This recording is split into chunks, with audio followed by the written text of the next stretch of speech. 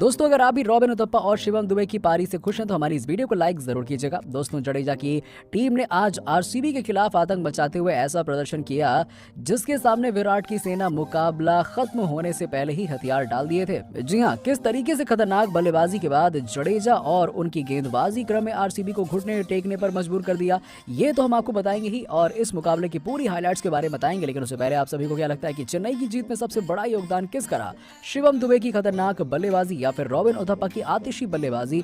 इस बात का जवाब हमें नीचे कमेंट सेक्शन में जरूर दीजिएगा।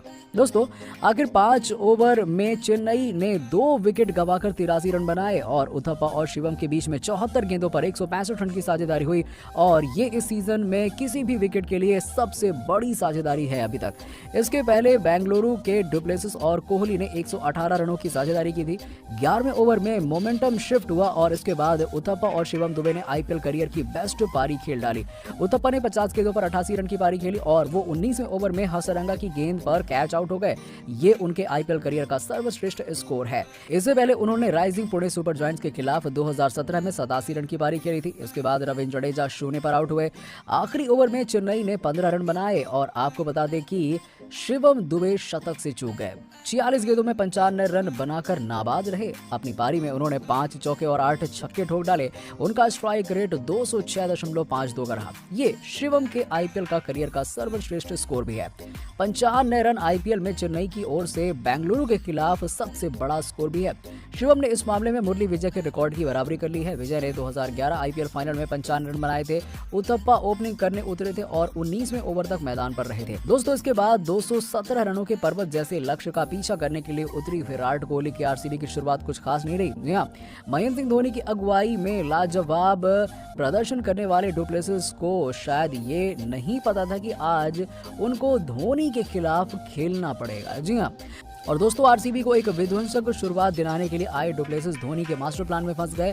जी हां, आज धोनी और जडेजा ने चतुराई भरी चाल चलते हुए पहला ओवर ही मोइन अली को दे दिया और अपने इस ओवर में मोइन अली ने केवल 1 रन ही दिया था, लेकिन 2 विकेट नहीं मिल पाए। इसके बाद दूसरा ओवर रविंद्र जडेजा ने युवा सनसनी मुकेश चौधरी को दिया और इस ओवर में भी आरसीबी के बल्लेबाज कुछ खास नहीं कर पाए और यहां से महेंद्र सिंह धोनी और जडेजा ने एक मास्टर प्लान बनाते हुए तीसरा ही ओवर एक और स्पिनर से डलवा दिया और गेंद महेश तीक्षणा को दे दिया और इस गेंदबाज ने महेंद्र सिंह धोनी की चाल को सफल साबित करते हुए तीसरे ही ओवर में सीएसके के सबसे बड़े खतरे डुप्लेसिस को क्रिस जॉर्डन के हाथों कैच आउट कराकर पवेलियन की राह दिखा दी और पावर प्ले में ही चेन्नई ने अपने सबसे बड़े खतरे को पवेलियन की राह दिखा दी और जाने से पहले डुप्लेसिस ने 9 गेंदों में केवल 8 रन ही बनाए। लेकिन जैसे ही एक खतरा टला वैसे ही मैदान पर एंट्री होती है किंग कोहली की और आज के मुकाबले में आरसीबी के सभी प्रशंसकों को उनसे एक बड़ी पारी की उम्मीद थी। लेकिन जडेजा और धोनी के पास कोहली के लिए भी एक मास्टर प्लान था। जी हां, जैसे ही विराट कोहली मैदान पर बल्लेबाजी करने के लिए आए वैसे ही जडेजा ने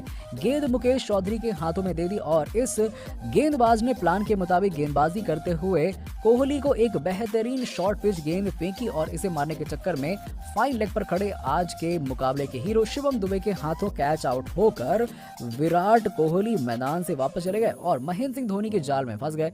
जी हां, 5वें ओवर में ही जडेजा ने अपने दूसरे सबसे बड़े खतरे को डगआउट में बैठा दिया और जाने से पहले विराट कोहली ने 3 गेंदों में केवल 1 ही रन बनाए और आज वो उम्मीद के मुताबिक प्रदर्शन नहीं कर पाए और अब 5 ओवरों के बाद ही आरसीबी ने महज 27 रनों पर ही अपने 2 सबसे महत्वपूर्ण विकेट गंवा दिए और ऐसे में अब जरूरत थी कि ग्लेन मैक्सवेल और युवा बल्लेबाज अनुज रावत आरसीबी को एक धमाकेदार शुरुआत दिलाएं। इसके बाद पावर प्ले का आखिरी ओवर लेकर आए एक बार फिर से महेश तीक्षणा और इनकी 2 गेंदों पर 2 छक्के लगाकर ग्लेन मैक्सवेल ने मुकाबले में जान फूंक दी और ये मिस्ट्री स्पिनर कहां चुप रहने वाला था। उन्होंने शानदार वापसी करते हुए दूसरे छोर पर खतरनाक बल्लेबाजी कर रहे अनुज रावत को पवेलियन की राह दिखा दी और आपको बता दें कि जाने से पहले अनुज रावत ने 16 गेंदों में केवल 12 रन बनाए, लेकिन आज वो एक खतरनाक लय में नजर आ रहे थे।